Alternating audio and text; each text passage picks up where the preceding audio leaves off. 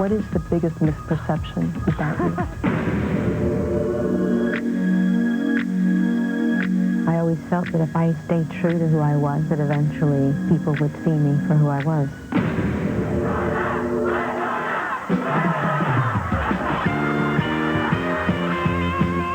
Hello, everyone, and welcome to a very special half hour of Access Hollywood. I'm Larry Mendez. And I'm Giselle Fernandez. Thank you for joining us. Evita literally explodes in Hollywood. One of the world's biggest stars turns this town upside down. Her name, as you know, Madonna. Today, you will get to know her intimately.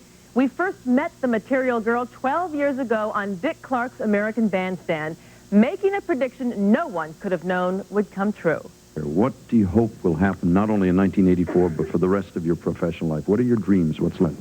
To rule the world. There you go. Ladies and gentlemen, this is Madonna. Here's the pick. And rule the world she has. Nowhere was that more apparent than at the amazing premiere for her new movie, Evita. It was one of the biggest in Hollywood history. An awesome sight and a thrill to be in the middle of. And I was. Saturday night in Hollywood.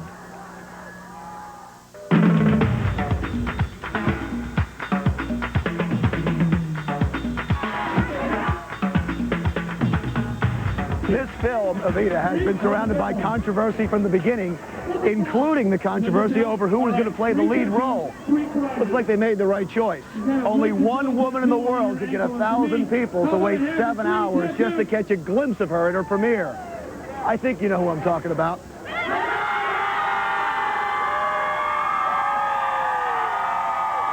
I saw you just walk over a second ago, and I've heard the reaction. This must feel wonderful. It is. I feel like I'm dreaming. Are you nervous at all? I'm very nervous, yeah. 5,000 people are going to be watching it. It's bigger than the Oscars, isn't it? The movie doesn't belong to us anymore. That now belongs to them. I mean, I grew up with Madonna. I went through my rubber bracelet period like everybody else. She's gorgeous. She's a mother. She's built. Eyes seem red. My eyes are red because I was crying a little bit there. I started crying when she sang Don't Cry for Me, Argentina. I really did. As you can hear, there wasn't a dry eye in the theater. And guess who else was crying during the premiere of Evita? Madonna herself. We are told she was sobbing throughout. And you can imagine why, Giselle. She looks up on screen and she sees a decade-long dream finally come true. Well, you know, she always said, Larry, if you want something bad enough, the world conspires to help you get it, and boy, did she get it. For millions of Madonna fans, you who weren't lucky enough to get inside the Shrine Auditorium, we have your access pass behind the scenes at the making of this epic production.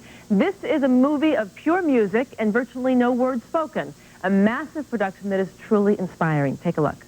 Don't cry for me, Argentina.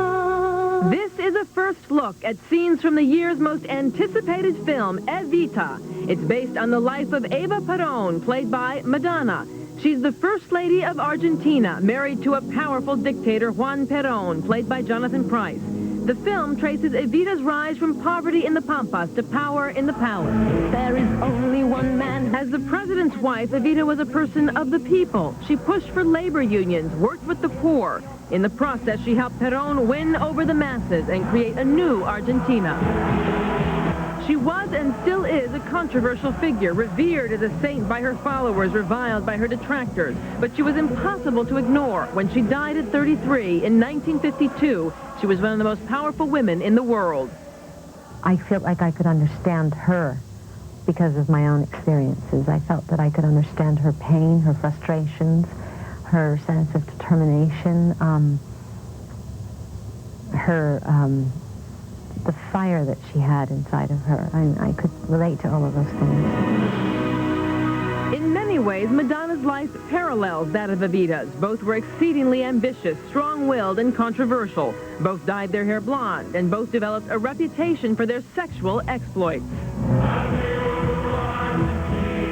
Antonio Banderas, who plays Che, the narrator in the film, says he saw Madonna bond with Evita. In a way, I think there is some kind of a diary of herself in this movie, and I think that's why Madonna and Eva Duarte are both together in this movie. Let him save them as he saved me. Madonna says she was destined to play Evita, but it almost didn't happen. Madonna won and lost the part in the late 80s. She won the part when she dazzled the producer and lost it when she tried to rewrite the music.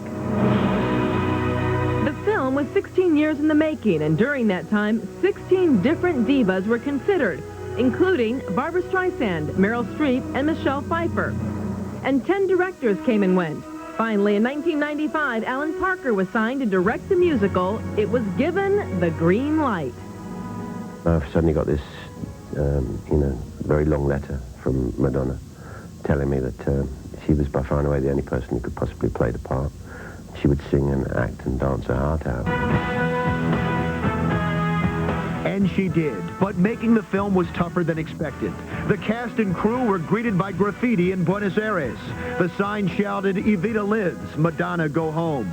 Biggest problem of all was when we first arrived there and they didn't want us to be there, and that was scary. Banderas says that Madonna took most of the heat because Argentinians love their Evita and didn't want her reputation ruined.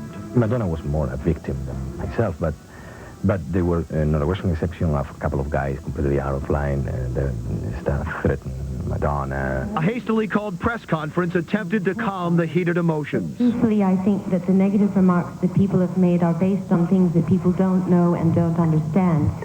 And I urge you all to form your opinions after you see the movie.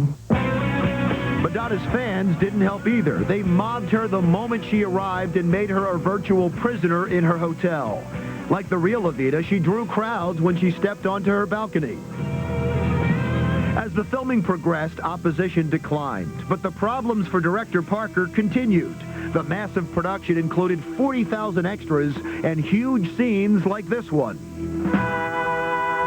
Dealing with 4,000 people or trying to recreate the funeral of Eva Peron is not an easy thing to do. Don't cry for me, Argentina.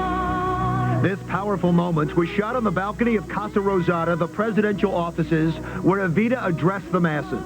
Parker tried for over a year to get the okay to shoot here and failed. Then Madonna stepped in. Madonna met the president for 10 minutes and she got the balcony. From Argentina, the crew moved on to Hungary. It was here that Madonna called Parker with some unexpected news. Well, the moment that Madonna came to you and said to you, "I'm pregnant," what thoughts raced through your mind? Well, fear. You think, how many days do you have left? Would you get it done before, the pregnancy started to show? The new wrinkle forced Parker to scramble and move up the production schedule. I think if it had occurred like a month earlier, we would have been in big trouble.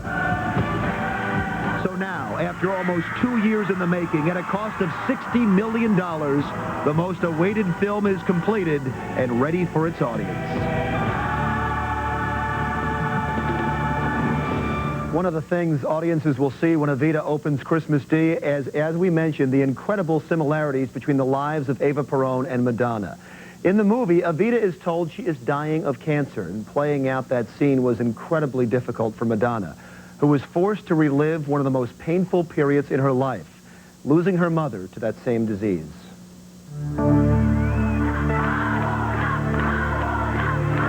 I think probably the biggest misunderstanding people have of me is what people have of most celebrities, and that is that we aren't human beings, and that it's okay to say the things that people say because we won't feel them because we don't have feelings. Because if people did think of me as a human being and did think of me as a person who had feelings, I don't think people would say or assume a lot of the things that they do.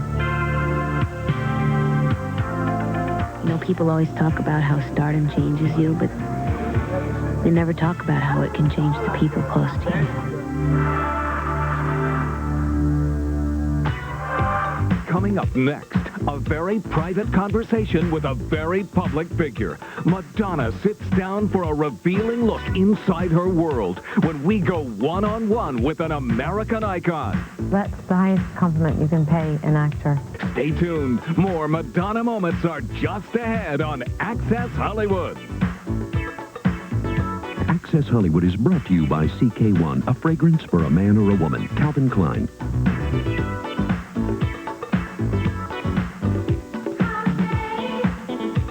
Nervous, just get a real big line. Peppers come in like 4 different colors. Green and black. Brooklyn's cool, man. It's cheap, you know what I'm saying?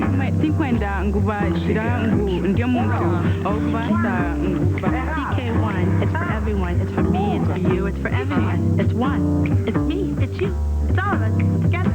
CK1, a fragrance for a man or a woman, from Calvin Klein.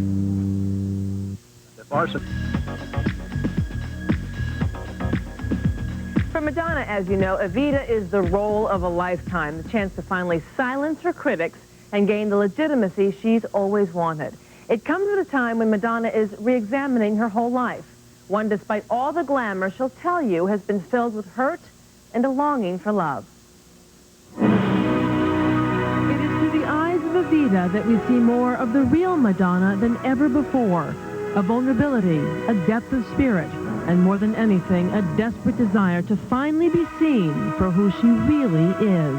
There was a spiritual experience beyond just playing the part of this woman. Absolutely.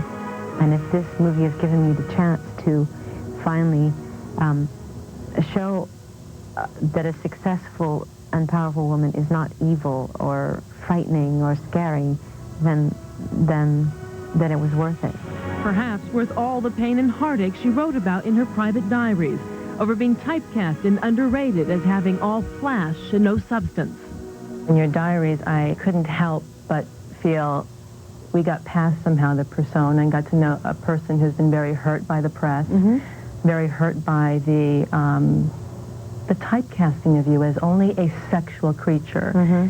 How did you stay strong? How did you continue to fight that? I guess just a very strong sense of commitment to my work. I've always believed in what I did as an artist, and I always felt that if I kept at it and stayed true to who I was, that eventually people would see me for who I was. Who Madonna is, according to her diaries, is a strong, determined woman who came from a tragic childhood. Her mother died of cancer when she was 6 years old. It's a loss that has left her with a deep sadness all her life. A sadness she could share with Evita, whose father died when she was a child. You identified tremendously with her. Did you confront parts of yourself you saw in her? It's not that I confronted parts of myself. It's that I felt like I could understand her because of my own experiences. I felt that I could understand her pain, her frustrations, her sense of determination, the fire that she had inside of her. I could relate to all of those things. Like Evita, you've been accused of exploiting everything for blind ambition, and like Evita, at least through your diaries, you felt terribly hurt by being so misunderstood in your life. What is the biggest misperception about you?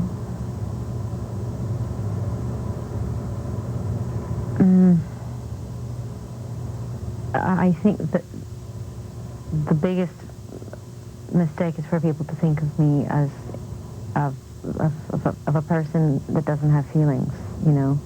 I think that we can't help but dehumanize our icons or our people that we put up on pedestals, celebrities. I think it happens to a lot of people,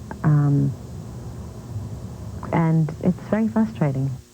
And as for fortune, and as for fame, I never invited them in.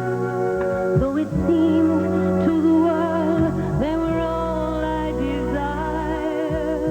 You've been called the queen of PR, of image making, just like Evita was. Yet recently, you thanked your fans for being with you and sticking by you, even when you didn't know what you were doing. Is the persona that was created a calculated creation, or did it just happen? It just happened. There was nothing calculated about it? No. I mean, I'm a fairly impulsive creature, and most of the things that I did that ended up causing such a furor were things that I literally did in the blink of an eye.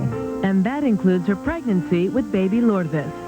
You felt very isolated and very lonely at times of your life and through your celebrity. Has Lourdes changed that? Yes, absolutely. When you say, when holding her, there's a healing, what kind of healing is that? Well, I grew up without a mother, and when I look into her eyes, I feel that I have the chance to give her everything that I didn't have as a child. So. And what is that? Unconditional love. Feels good? Yep. When you're 52, Lourdes is going to be 14, and she's going to come to you with some nose ring or whatever they're doing to shock parents at the time, and she's going to say, Mom, I'm in love. What advice will you give her about love?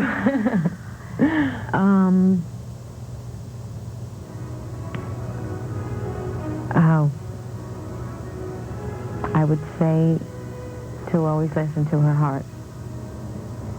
Yeah. And that's exactly what Madonna is doing. As she wrote in her diary, she's not sure what's next. But one thing's clear. After Evita and the birth of Lourdes, her life is forever changed. In person, she is a woman with great spirit. You just feel it. I asked Madonna if she would have made different choices if she had known that being so sexually daring in her art would be so misunderstood. Her answer, if she knew, perhaps she wouldn't have been so rebellious. But there are no times for regrets for this woman. Her life is fuller than ever. Tomorrow, Alec Baldwin takes on one of the most hate-filled men in America and wins. So there was never even a molecule of doubt about that this guy was the killer. Plus, Catwoman has some serious advice for Batman. Go to the bathroom before you put the suit on. I should make sure they give you a way to go to the bathroom. That's right. That's tomorrow. And coming up, we've got all the Hollywood happenings you need to know. Next on Access Hollywood.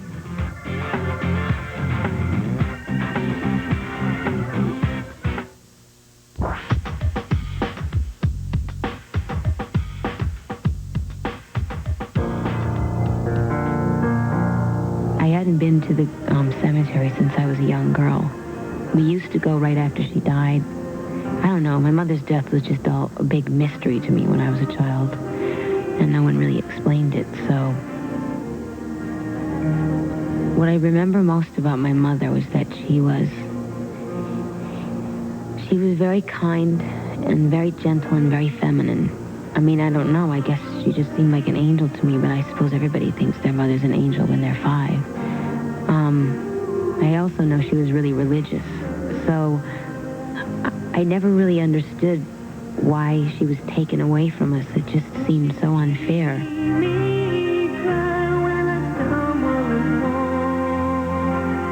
When I look into my daughter's eyes right now, I feel that I'm being healed.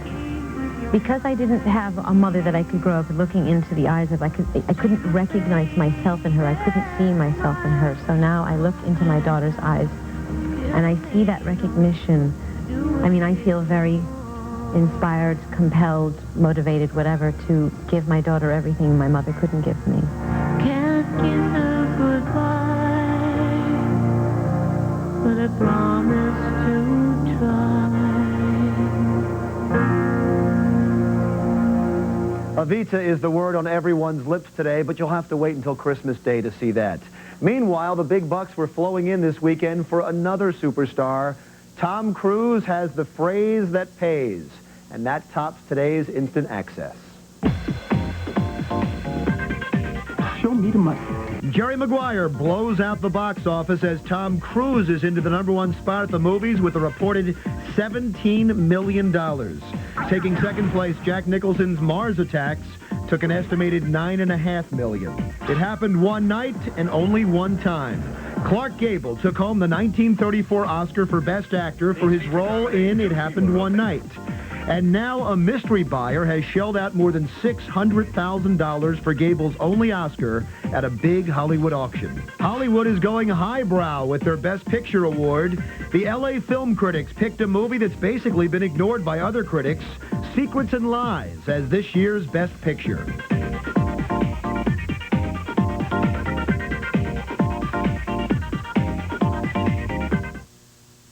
On the next... In Spotlight tonight, to look at famous Madonna firsts. In 1967, at a school talent show, a 9-year-old Madonna performed for the first time. Outrageous even then, her act, she was a go-go dancer.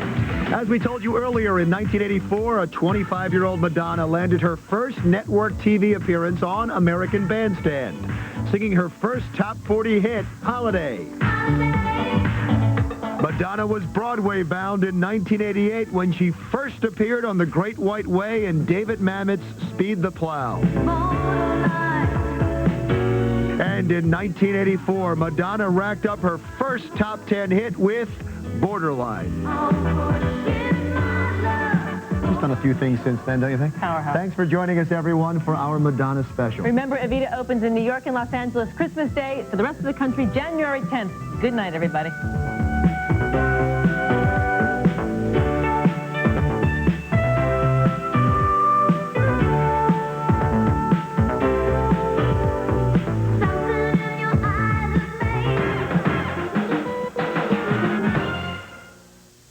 Hey, fella. On Friday, but the always controversial Madonna is already getting plenty of press from her director. And it's not all good.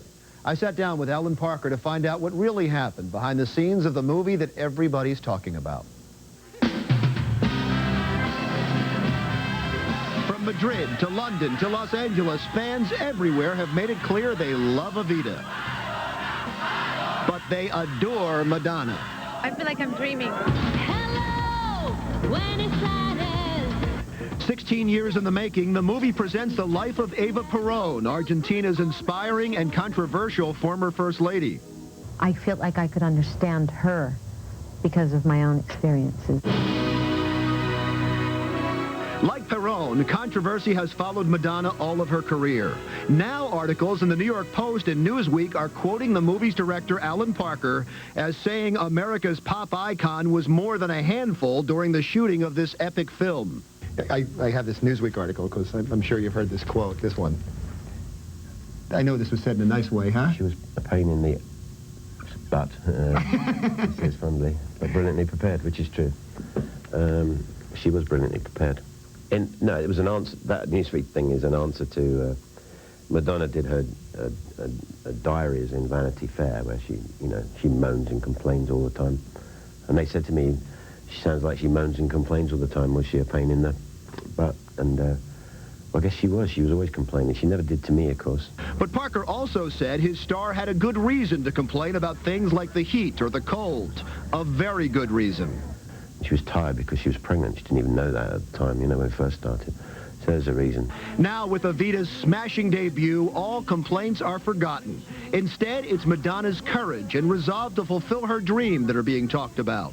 This movie has given me the chance to finally show that a successful and powerful woman is not evil or frightening or scary, then it was worth it. Don't cry for me.